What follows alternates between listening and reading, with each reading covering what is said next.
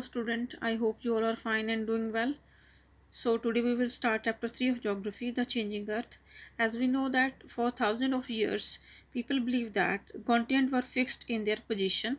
As we know that we have a seven continent, the distribution of land and water however has not always been the same on the earth surface as it is today. So in 1912, Alfred Wegener, a German meteorologist, proposed that all land masses were joined together into supercontinent called Pangaea. So this is called Wegener theory of continental drift.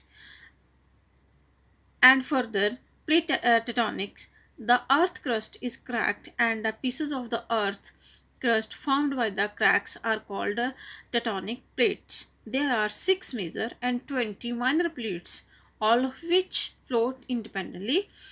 The energy required to move these plates is produced by the internal heat of the earth. As we know that center of the earth is very hot.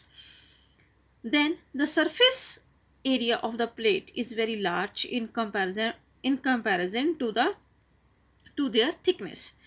Tectonic activities such as earthquake volcanicity occur along the plate margin.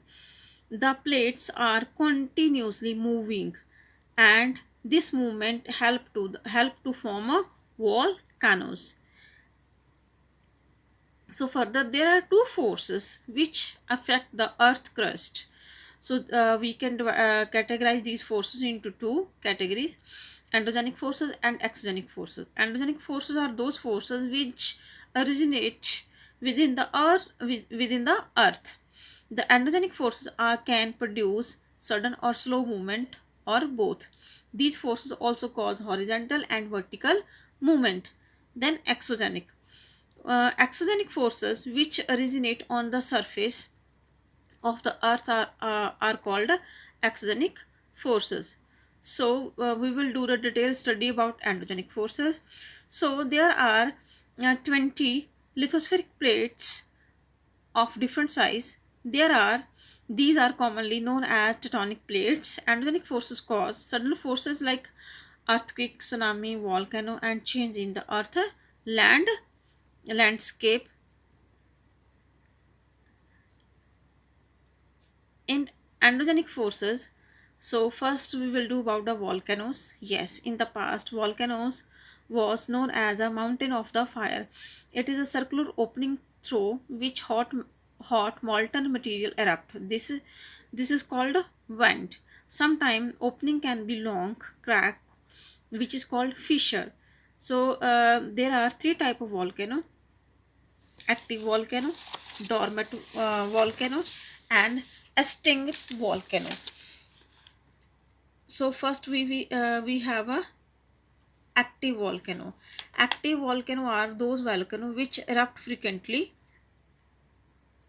and throughout the lava, gases, and ash and rock. The These are also called living volcano. For example, Etna in Italy. Second is dormant volcanoes. Dormant volcanoes are those volcanoes that became quiet after erupting. So these are also called sleeping volcanoes. So Vesuvius, Italy, is an example of a dormant volcano. Next is,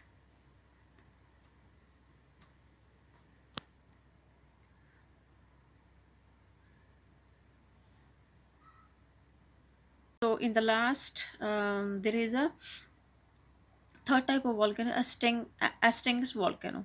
So these volcano have not erupted for hundred of years. So there is no possibility of any eruption in future. So these are also called dead volcano. Africa and USA have an example of this kind of a volcano. I hope you understand, and thank you. Have a nice day.